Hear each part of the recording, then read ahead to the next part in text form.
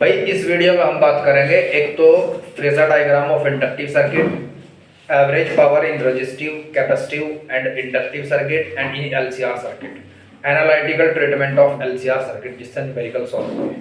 ठीक है, पहली वीडियो में हमने कहां तक बात कर ली थी? Phasor diagram of resistive and capacitive circuit तक। इसमें बात करेंगे इंडक्टिव सर्किट।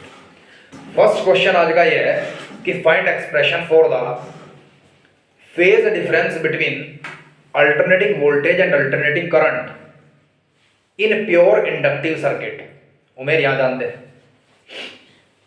मेरे पास एक प्योर इंडक्टिव सर्किट है जो अल्टरनेटिंग सोर्स से कनेक्ट है। एक एक चीज समझाऊंगा, ध्यान देंगे आप। यहां आपको सबसे पहले इक्वेशन ऑफ ईएमएफ मान लेनी है, E is equals to e naught sine omega t. ये मैंने कंसीडर कर लिया, E is equals to e naught sine omega t. मैंने मान लिया यहां से करंट चलता है I और ये एक इंडक्टर है जिसका सेल्फ इंडक्शन कोएफिशिएंट L है और जिसका रेजिस्टेंस XL है। और आपको याद होना चाहिए कि XL की वैल्यू मैंने लास्ट वीडियो में आपको ओमेगा L के बराबर बताई थी। मैंने ये भी बात कही थी कि फ्रीक्वेंसी बढ़ाने से रेजिस्टेंस ऑफ इंडक्टर बढ़ता है और कैपेसिटर का रेजिस्टेंस घटता है। याद रहेगा। अब एक ना कंसेप्चुअल क्वेश्चन ऐसा भी आता है कि मैं ना सेल्फ इंडक्शन बढ़ाऊं और एक बार कैपेसिटेंस बढ़ाऊं, तो सेल्फ इंडक्शन बढ़ने से इंडक्टर के रेजिस्टेंस पर क्या प्रभाव पड़ेगा और कैपेसिटेंस बढ़ने से कैपेसिटर के रेजिस्टेंस पर क्या प्रभाव पड़ेगा। तो आप याद रखेंगे, अगर इंडक्टर का इंडक्टेंस बढ़ता है तो उसका रेजिस्टेंस बढ़ता है, लेकिन अगर कैपेसिटर का कैपेसिटेंस बढ़ता है तो उसका रेजिस्टेंस घटता है। याद रखेंगे, क्योंकि resistance of capacitor inversely proportional to frequency and capacitance। concept clear to all of you? ठीक है, come to the point। भाई सबसे पहले हमने क्या कंसीडर किया कि अगर मैक्सिमम करंट I इस इंडक्टर के अंदर आता है तो यहां पर एक इंड्यूस्ड ईएमएफ होगा जिसकी वैल्यू इसके बराबर होगी। ये इलेक्ट्रोमैग्नेटिक्स में हम पढ़ चुके हैं। Induced EMF is equal to minus L d I upon D t from Faraday second law and first law. ठीक है जी। अब आप इस इंड्यूस्ड ईएमएफ के बराबर मैग्नीट्यूड का एक ईएमएफ कनेक्ट करेंगे अल्टरनेटिंग सोर्स सर्किट में, जिसके डायरेक्शन इसके अपोजिट डायरेक्शन में होगी। समझ आ गया? तो आप क्या कहेंगे कि E is equals to minus D L upon D T. क्योंकि अपोजिट डायरेक्शन है तो माइनस साइन लगाया और equal to the induced EMF है तो इंड्यूस्ड ईएमएफ को इसके बराबर रख दिया। Concept clear? तो E इज इक्वल्स टू मेरे पास D I upon D T आया और यहां से मुझे डी आई की वैल्यू कैलकुलेट करनी है, तो E upon L into d t that is equals to d I, और E की वैल्यू आप ये पुट करेंगे यहां, तो d I that is equals to e naught sine omega t d t upon L. Now integrating both side, आप दोनों तरफ इंटीग्रेट करेंगे। Sine omega t d t, आप ध्यान रखेंगे डी आई का इंटीग्रेशन आई 0 टू आई और 0 to T, E naught upon L as it is. Sine omega T का इंटीग्रेशन किसके बराबर होता है? Minus cos omega T and 1 upon omega T का integration. Concept clear to all of you? Omega L की जगह मैं क्या लिखूंगा? X L, resistance of inductor, और माइनस कॉस ओमेगा टी किसके बराबर होता है? Sine omega T minus pi by 2। Is that clear to all of you? Peak value of alternating current upon resistance that is equal to the peak value of alternating voltage upon resistance is equal to peak value of alternating current. अब आप ध्यान देंगे, आप equation of EMF ये थी, equation of current ये है, यहां पर ओमेगा टी था, ये ओमेगा टी से पीछे है। वोल्टेज के कारण करंट का प्रोडक्शन होता है तो वोल्टेज आगे होना चाहिए। तो आपके पास जो रियल इक्वेशन होती है वो किसके बराबर होती है? A sine omega T minus five. अब -5 की जगह आप ये -π/2 रखेंगे तो माइनस माइनस प्लस, तो फेज डिफरेंस कितना है आपके पास, +π/2। तो name the electric circuit which is alternating in which there is a phase difference of π/2 between voltage and current. तो आप क्या कहेंगे, pure inductive circuit. Pure inductive circuit, pure inductive circuit के अंदर वोल्टेज आगे चलता है और करंट पीछे चलता है, और दोनों के बीच का फेज डिफरेंस किसके बराबर होता है, +π/2 के बराबर होता है। अब इसका फेजर डायग्राम किस तरीके से बनाएंगे सर,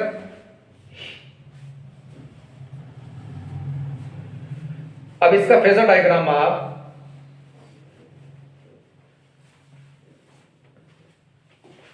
इस तरीके से बनाएंगे। मैंने मान लिया मीन पोजीशन से किसी ओमेगा टी पर कोई सर्किट था जहां पर ईएमएफ था, 90 डिग्री पीछे इलेक्ट्रिक करंट को यहां ड्रॉ करेंगे और ईएमएफ को यहां ड्रॉ करेंगे। इसका एम्पलीट्यूड दिखाएंगे, इसका एम्पलीट्यूड दिखाएंगे। याद रखेंगे आप, इसकी हाइट थोड़ी ज्यादा हो, इसकी हाइट कम हो, और इसके बाद वेवफॉर्म आप बनाएंगे। कॉन्सेप्ट क्लियर, 100% समझ आ गया। बस बात याद रहे कि ईएमएफ से थोड़ा पहले लाइन कट करे करंट की, याद रखेंगे 100%। ठीक है जी। अब बात करते हैं हम एवरेज पावर की। Average power dissipate in pure electric circuit अलग अलग तरीके से होता है भाई। रेजिस्टिव सर्किट के साथ अलग, कैपेसिटिव सर्किट के साथ अलग, और इंडक्टिव सर्किट के साथ अलग। पहला डेरिवेशन है average power in pure resistive circuit. एक प्योर रेजिस्टिव सर्किट है, उसके अंदर एवरेज पावर कैलकुलेट करनी है, सबसे आसान है। ठीक है जी। मेरे पास एक प्योर रेजिस्टेंस है जिसमें एक अल्टरनेटिंग फोर्स लगा है, E = E0 sin ωt। और आपको याद रहे जब प्योर रेजिस्टेंस की बात हुआ करती थी तो आपके पास इक्वेशन ऑफ करंट निकल करके आती थी I0 sin ωt। We have to calculate the value of average power। आप सबसे पहले करंट की इक्वेशन लिखेंगे I0 sin ωt, EMF की इक्वेशन लिखेंगे E0 sin ωt, और power is equals to EI, और P is equals to E0 sin ωt, I0 sin ωt। Power is equals to आपके पास E0 I0 sin square ωt। Work per unit time, rate of change of work per unit time, that is equals to power. तो work is equals to P dt। Put the value of power in this equation here, and we found E0 I0 sin square ωt dt, integrating both side 0 से W तक। E0 I0 constant term बाहर रखेंगे, ध्यान देंगे आप। D के right hand side पर यहां टाइम के रेस्पेक्ट में डेरिवेटिव है, तो जो फंक्शन टाइम के रेस्पेक्ट में होगा वो वेरिएबल होगा, और उसके अलावा हर एक चीज कांस्टेंट कंसीडर की जाएगी। ये दोनों कांस्टेंट और ये फंक्शन है, तो ये क्या होगा, वेरिएबल होगा। आप मैथमेटिक्स में समझते हैं हमारे पास दो चीजें होती हैं, एक फंक्शन और उसे ऑपरेट करने वाला जो डेरिवेटिव है। हमेशा डेरिवेटिव के रेस्पेक्ट में फंक्शन को चेंज किया जाता है, यही रूल है। समझ आ गया 101%। ठीक है जी। अब यहां sin स्क्वायर ωt होगा dt। sin स्क्वायर ωt का इधर तो dw का इंटीग्रेशन w आया, और sin स्क्वायर ωt का इंटीग्रेशन करने के लिए आप क्या करते हैं, 1 माइनस cos 2 ωt अपॉन 2 रखते हैं, dt के रेस्पेक्ट में इंटीग्रेट करेंगे। W is equals to E0 I0/2, 0 से t तक इसका इंटीग्रेशन है फुल फेज का। यहां ध्यान देंगे dt की मल्टीप्लाई जब 1 से हुई तो एक तो इंटीग्रेशन इसका होगा, और एक dt की मल्टीप्लाई cos 2 ωt के साथ हुई, एक इंटीग्रेशन उसका होगा। 0 से t तक ये इंटीग्रेशन 0 के बराबर होता है, और ये किसके बराबर होता है, t तक। तो work that is equals to E0 I0/2 into t। We have to calculate power power is equals to work per unit time, ये टी इस तरफ गया तो पावर का एक फॉर्मूला आप हमेशा याद रखेंगे, average power in pure resistive circuit, peak value of EMF, peak value of current upon 2. We have to convert this value with respect to the virtual value of EMF and current.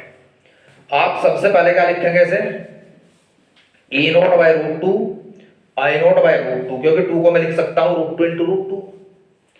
अब ये क्या बन गया आपके पास, virtual value of EMF, virtual value of current, और आपके घरों में जो वोल्टेज एंड करंट पहुंचता है वो वर्चुअल फॉर्म में पहुंचता है, जिसे आप आरएमएस वैल्यू भी बोलते हैं.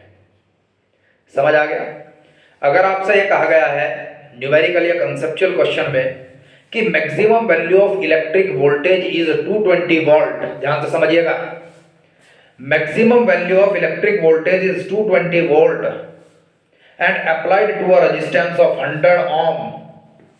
Calculate the average power in the pure resistive circuit. तो सबसे पहले आपको याद रखना है मैक्सिमम वैल्यू जो है इसे रूट 2 से डिवाइड करके आप वर्चुअल वैल्यू कैलकुलेट करेंगे. जो आपके पास वर्चुअल वैल्यू आई है उसे आप 100 से डिवाइड करके virtual value of current calculate करेंगे. तब आप दोनों के प्रोडक्ट को पावर के बराबर रखेंगे. जो बच्चा जल्दबाजी में करेगा काम वो गलत करेगा, वो मैक्सिमम वैल्यू को एज इट इज रख देगा और उसी को डिवाइड करेगा 100 से, फिर करंट कैलकुलेट करेगा और फिर दोनों की वैल्यू को रख देगा. समझ आ गया, 100% समझ आ गया. तो सबसे पहले आपको याद रखना है कि वर्चुअल वैल्यू अलग होती है और मैक्सिमम वैल्यू को पीक वैल्यू कहते हैं, पीक या एम्पलीट्यूड ऑफ द वोल्टेज और अल्टरनेटिंग करंट. समझ आ गया, ठीक है. अब इसके बाद हम एवरेज पावर किसकी निकालनी है भाई, एवरेज पावर निकालते हैं प्योर कैपेसिटिव सर्किट की. अब प्योर कैपेसिटिव सर्किट की बात करेंगे, फिर प्योर इंडक्टिव सर्किट की बात करेंगे, उसके बाद एलसीआर सर्किट की बात करेंगे.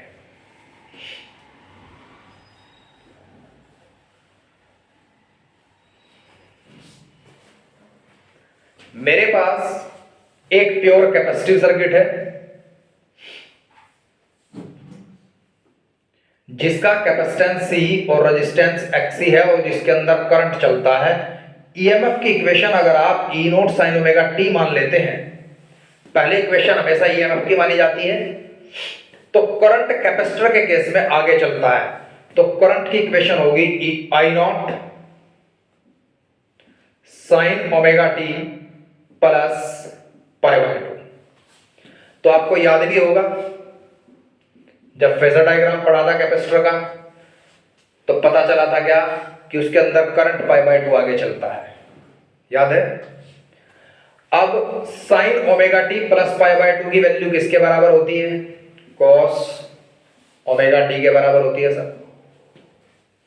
तो दोनों वैल्यूज को आप यहां रखेंगे, E naught sine omega T, I naught cos omega T, work per unit time that is equals to power, तो dw is equals to pdv pdt. आप ये वैल्यू यहां पुट करेंगे. E naught I note constant है जैसे कि अभी समझा था हमने, बाहर रखा और अंदर रखा साइन ओमेगा टी और कॉस ओमेगा टी को dt. सेकंड स्टेप होगा इंटीग्रेटिंग बोथ साइड, 0 से w तक और 0 से t तक. ये w आया, ये E नोट आई नोट, आप याद रखेंगे होगा sign omega T cos omega t dt.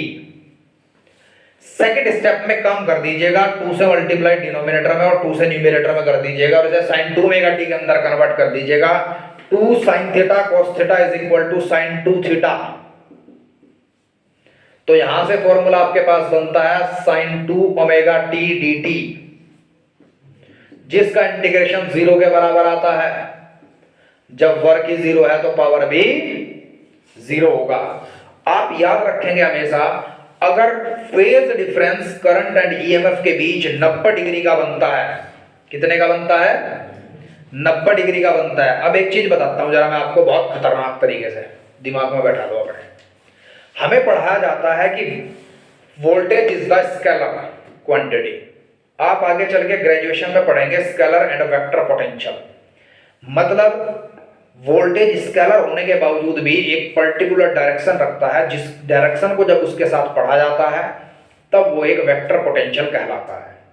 तो यहां से अंडरस्टूड है कि हम सिर्फ ईएमएफ या वोल्टेज का हम क्या पढ़ते हैं, स्केलर कंपोनेंट पढ़ते हैं क्लास 12 तक। क्या पढ़ते हैं, सिर्फ स्केलर कंपोनेंट, मतलब सिर्फ मैग्नीट्यूड पढ़ते हैं, और मेन चीज क्या होती है, पूरा वेक्टर पोटेंशियल। तो ईएमएफ एक वेक्टर पोटेंशियल है, तो ईएमएफ एक वेक्टर क्वांटिटी है। ये कंसीडर कर लीजिए अपने माइंड में अगर कंपटीशन के क्वेश्चन आपको सोल्व करने हैं। Current is the scalar quantity, class 6 में था, उसके बाद 8th में था, फिर 10th में था, 12th में। But current is the tensor quantity. What do you mean by tensor quantity? There are the 3 type of quantities in physics, scalar, vector and tensor. Scalar का मतलब होता है जिसमें सिर्फ और सिर्फ मैग्नीट्यूड की रिक्वायरमेंट हो। मैंने आपसे कहा you have to go to 10 kilometre, आप किसी भी डायरेक्शन में जा सकते हैं 10 किलोमीटर, आपको स्पेसिफिक डायरेक्शन नहीं दी गई, तो उस 10 किलोमीटर को आप डिस्टेंस कहेंगे, और ये क्या है, स्केलर क्वांटिटी है।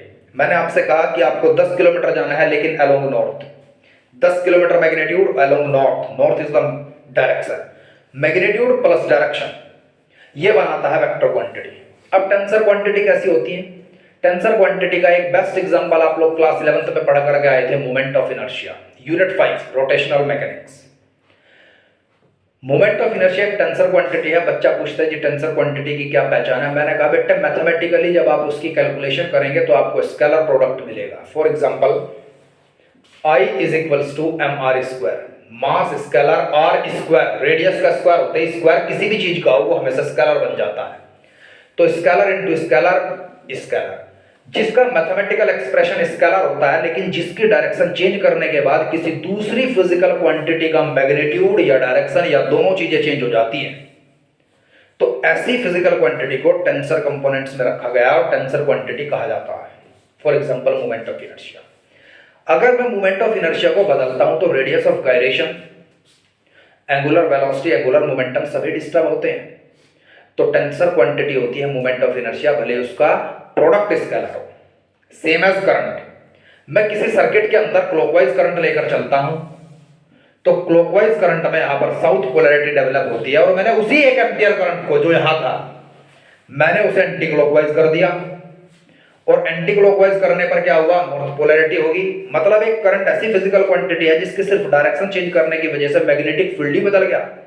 मैग्नेटिक फील्ड है तो फ्लेमिंग लेफ्ट हैंड रूल की वजह से डायरेक्शन ऑफ मैग्नेटिक फोर्स बदल गई, सारी चीजें बदल दिया, अस्त व्यस्त कर दिया सारा फिजिक्स। तो मतलब करंट भी एक टेंसर क्वांटिटी होता है। टाइम, टाइम की तो कोई डायरेक्शन नहीं है, गलत बात, टाइम की भी डायरेक्शन है। आप अगर इस फॉर्मूले को बहुत अच्छे से समझते हैं, t is equal to 2 pi root L by G, तो आप समझेंगे अगर g इतना ज्यादा बढ़ जाए जितना ब्लैक होल के अंदर होता है इनफाइनाइट, तो समय रुक जाएगा। मीन्स टाइम एक फ्रेम है इस यूनिवर्स का जिसके अंदर स्पेस वर्क करता है, तो टाइम पर भी ग्रेविटी का इफेक्ट पड़ता है। टाइम पर जब ग्रेविटी का इफेक्ट पड़ता है तो टाइम की भी डायरेक्शन होती है।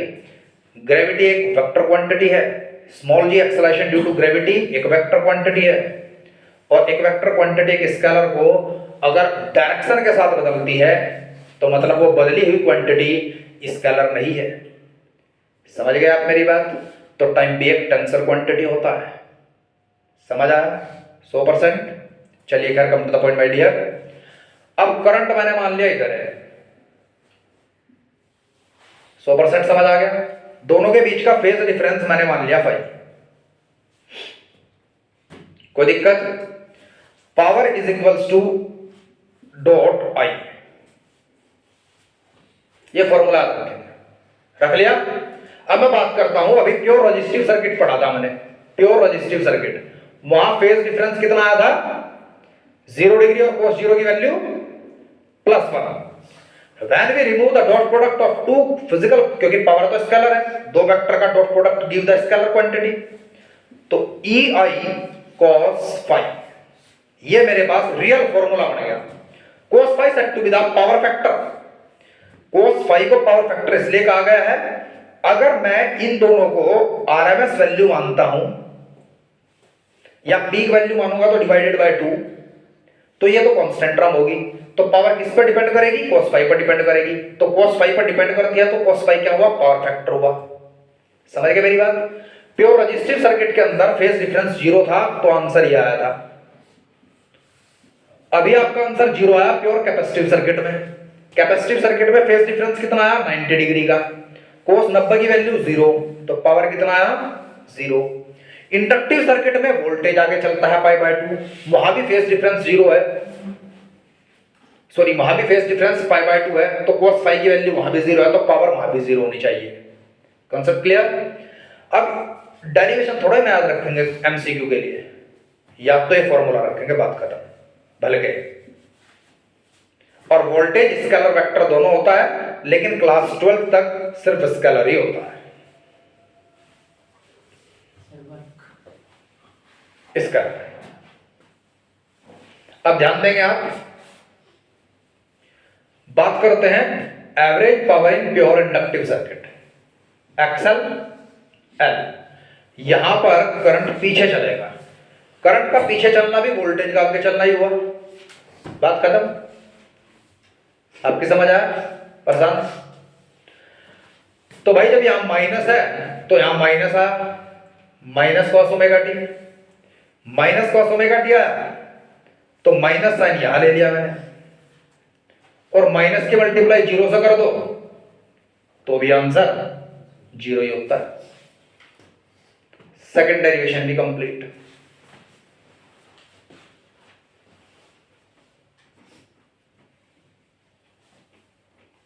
सौ % समझ आ गया सभी को? अब एक बार बात कर लेते हैं हम क्या, पूरे एलसीआर सर्किट की।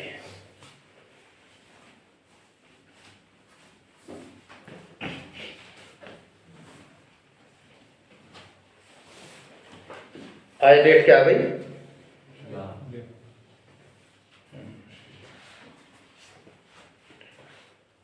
अब भाई एक ऐसा सर्किट है एलसीआर, और इसमें एक अल्टरनेटिंग सोर्स लगा है। मेरा मानना है ये 3 नंबर के लिए इंपोर्टेंट डेरिवेशन है इस साल के लिए, और अगर ये डेरिवेशन कर लिया तो पहले 3 डेरिवेशन भी हो गए दिमाग में सेट, और कंसेप्चुअल क्वेश्चन भी हो जाएंगे। मतलब पावर से रिलेटेड अगर हर कंसेप्चुअल क्वेश्चन को करना तो डेरिवेशन करना पड़ेगा। पिछले 4 साल के क्वेश्चन पेपर उठाओ, सिर्फ 1 साल ऐसा हुआ है कि एवरेज पावर पर सवाल नहीं आया। 3 बार एवरेज पावर से रिलेटेड सवाल आया, तो मतलब इस डेरिवेशन में से कम एक और ज्यादा से ज्यादा 3 नंबर का क्वेश्चन 101% होगा, ये तय है जी। मेरे पास एक इंडक्टर है जिसका इंडक्टेंस L और उसका रेजिस्टेंस XL है, एक कैपेसिटेंस है C और इस कैपेसिटर का रेजिस्टेंस XC, और एक रेजिस्टर जिसका resistance R। XL, XC, R सभी की ऐसा यूनिट फॉर्म होती है जिसे कैपिटल ओमेगा से रिप्रेजेंट करते हैं आप। ऐसी अवस्था में आप EMF को E0 sin ओमेगा t मान लीजिएगा। अब मुझे पता है करंट का कोई ना कोई तो फेज डिफरेंस होगा ही होगा, क्योंकि यहां फेज डिफरेंस पैदा करने वाले इंडक्टर और कैपेसिटर दोनों लगे हुए हैं। एक फेज डिफरेंस बढ़ाएगा और दूसरा घटाएगा। अब कौन कितना बढ़ाएगा और कौन कितना घटाएगा यह डिपेंड करता है दोनों के रेजिस्टेंस के डिफरेंस पर। किस पर? दोनों के रेजिस्टेंस के डिफरेंस पर।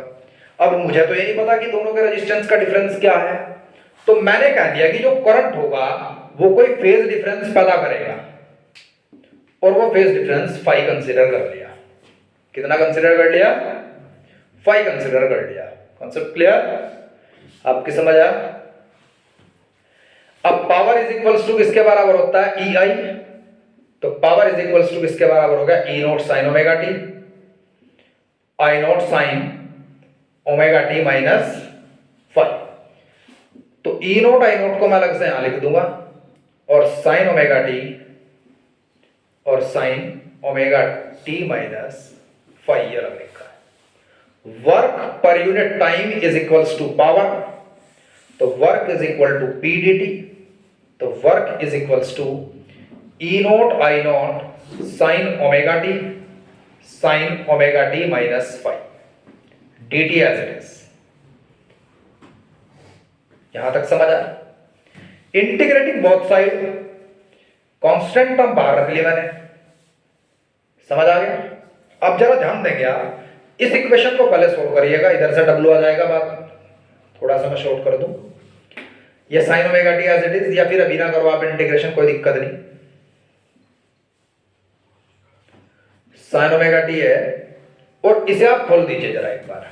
क्या फॉर्मूला होता है? sin A cos B minus cos A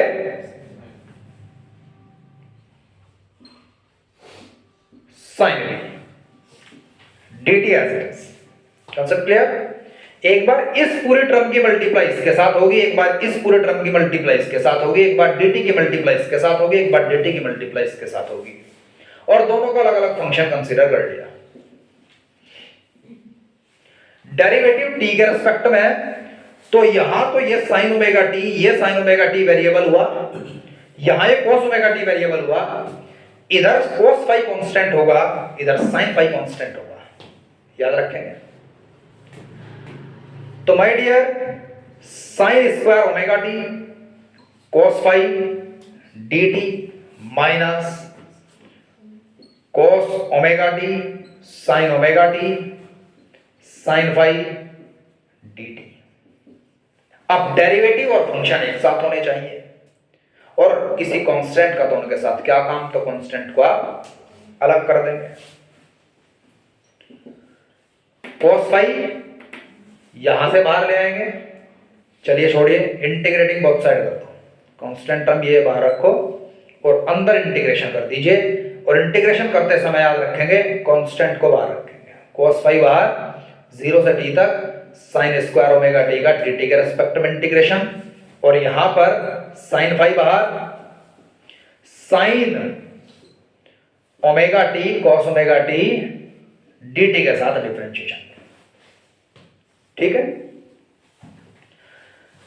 इसे आप थोड़ा सा खोल देंगे, उधर से dw का इंटीग्रेशन w आया, e naught I naught cos phi sin square omega t 1 minus cos 2 omega t upon 2 dt minus sin phi 2 से मल्टीप्लाई ऊपर और 2 से मल्टीप्लाई नीचे। समझ आ गया?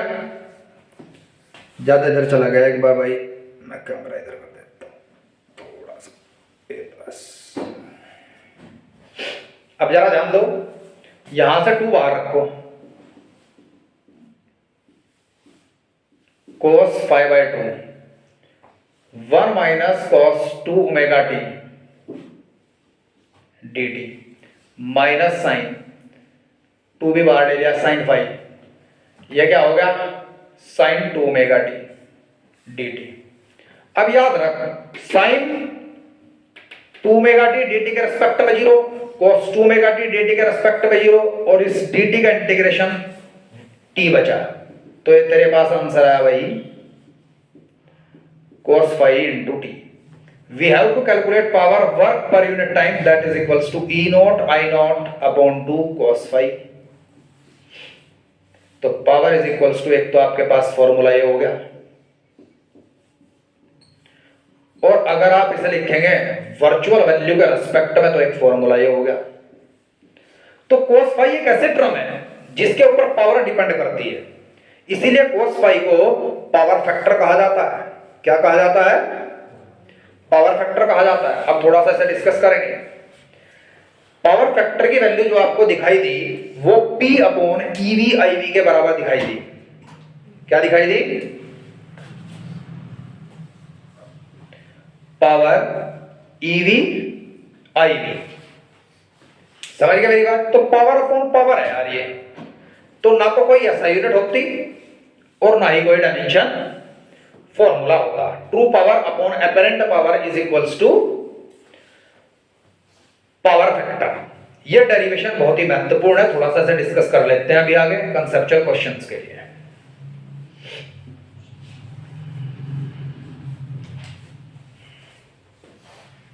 अब मेरे पास ये वैल्यू आई cos फाई, इसे क्या कहा? Power factor. अगर मैं प्योर रेजिस्टिव सर्किट की बात करता हूं, रेजिस्टिव सर्किट, तो प्योर रेजिस्टिव सर्किट में आपके पास फेज डिफरेंस था 0 डिग्री, वोल्टेज और करंट पैरेलल हुआ करते थे। तो cos 0 की वैल्यू किसके बराबर होता है? cos 0 डिग्री की वैल्यू +1। तो आपके पास पावर का फॉर्मूला बना EV/IV। क्या यही फॉर्मूला था आपके पास रेजिस्टिव सर्किट में? जब प्योर इंडक्टिव की बात करेंगे तो फेज डिफरेंस 90 डिग्री का है, तो कोस 90 की वैल्यू किसके बराबर है? तो पावर, ऐसे इंडक्टिव सर्किट के बाद कैपेसिटिव करेगा, वहां भी फाई की वैल्यू 90 डिग्री है, तो वहां भी एवरेज पावर सी। कल एक क्वेश्चन पूछा गया था टेस्ट में कि किस प्योर इलेक्ट्रिक सर्किट के अंदर फेज डिफरेंस 0 डिग्री होता है, किस में 90 डिग्री होता है। वो ये इस तरीके से भी आ सकता है कि किस में करंट आगे चलता है, किस में वोल्टेज आगे चलता है, किस में पैरेलल चलते हैं। अगर आया किस इलेक्ट्रिक सर्किट के अंदर फेज डिफरेंस 90 डिग्री है, तो रजिस्टिव भी आंसर है और कैपेसिटिव भी आंसर है, दोनों आंसर हो गए। और अगर वहां आया बोथ ऑफ अबव, तो बोथ ऑफ अबव, ठीक है। अगर आया वहां पाई बाय 2 किसका है? पाई बाय 2 का मतलब है प्लस पाई बाय 2, तो भाई वो कौन सा सर्किट होगा? इंडक्टिव। अगर आया माइनस पाई बाय 2 किसका है? तो कैपेसिटिव। अगर ये आया तो इंडक्टिव एंड कैपेसिटिव बोथ। लेकिन अगर पाई बाय 2 ही आता है तो वहां इंडक्टिव के भी चांस हैं और इंडक्टिव कैपेसिटिव दोनों के भी हैं, क्योंकि आपको तो पता है कि पाई बाय 2 की वैल्यू प्लस पाई बाय 2 के बराबर होती है। लेकिन कई बार सीबीएसई उस 95% बच्चे के लिए बनाता है पेपर को, जिस 95% बच्चे को ये नहीं पता कि पेपर है किस चीज का। आज समझ रहे ना? मैं शीट चेक करता था, इस बार शीट चेक की मैंने इसमें बैठ के पाइनवुड में। आप यकीन मानिएगा 80 शीट में से 48 to 53 बच्चे फेल थे। आ गया समझ? मतलब मुश्किल से रिजल्ट क्या था?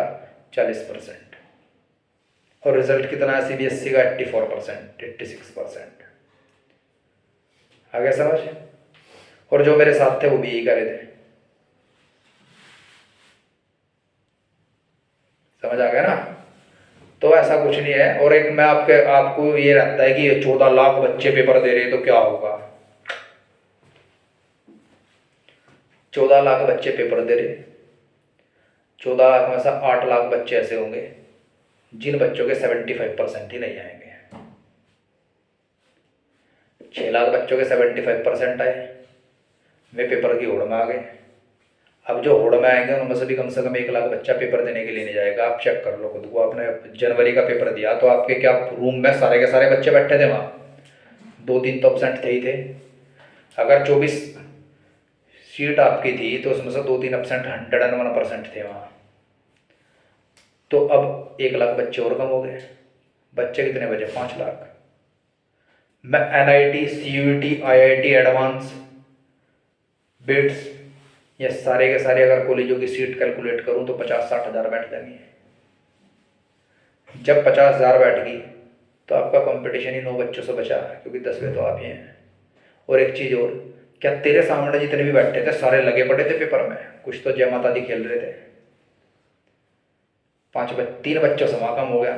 तो भाई तेरा आईआईटी के लिए कंपटीशन 4 बच्चों से है, और तूने तो जब जन्म लिया 10 लाख स्पर्म के साथ रेस मारी, तब जाकर तू जब 10 लाख स्पर्म से आगे निकल सका तो 4 बच्चों से निकल सकता है। प्रशांत, अरे वाह, आईआईटी में सिलेक्शन हो गया। चल कल मिठाई लेगा या भाग गाना। समझ आ गया ना भाई? अब इसके बाद देखो जरा, एक तो डर का ना पेपर दिया करो आप लोग भाई। अगर विशाल त्यागी फिजिक्स का टीचर बन सकता है ना, तो हर एक बच्चा सिलेक्शन करवा सका आईआईटी। मेरे प्री बोर्ड में मुझे आज भी याद है भाई, क्लास 12th में 2011 में प्री बोर्ड में मेरे नंबर थे फिजिक्स में 3, 70 में से, ठीक है। और तू भी उसी स्कूल में है जिसमें मैं था, और मैं अपने दम पर 67.4% से पास हुआ। उस समय ऐसा नहीं था कि सबके 80% आते थे। ये तो बस 2016 के बाद स्टार्ट हो गया कि सबके इतने नंबर आ रहे, ठीक है। तो कहाँ 0 थे हम, कहाँ 60-65% नंबर बहुत उस समय थे, अब नहीं है। अब जब ध्यान देंगे आप लोग, एक टॉपिक है यार क्वालिटी फैक्टर। देख क्वालिटी फैक्टर क्या है? आपकी जितनी इलेक्ट्रॉनिक डिवाइसेस हैं, जैसे कि यार आप मोबाइल फोन अगर लैपटॉप की बात कर लें तो ज़्यादा बढ़िया है, इनके अंदर कैपेसिटर भी, इंडक्टर भी, रजिस्टर भी सब लगे हुए हैं। समझ रहे हैं मेरी बात?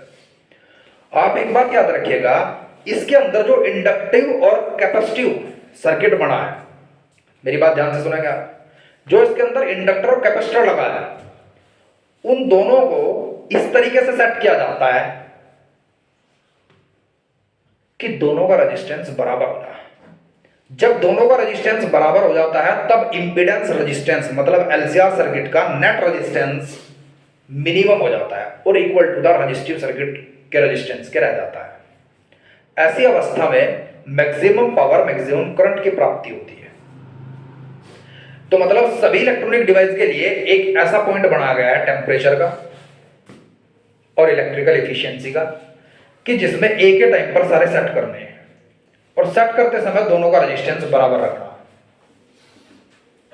और इस फ्रीक्वेंसी को रेजोनेंस फ्रीक्वेंसी कहते हैं, जो कि भारत में 50 हर्ट्ज है।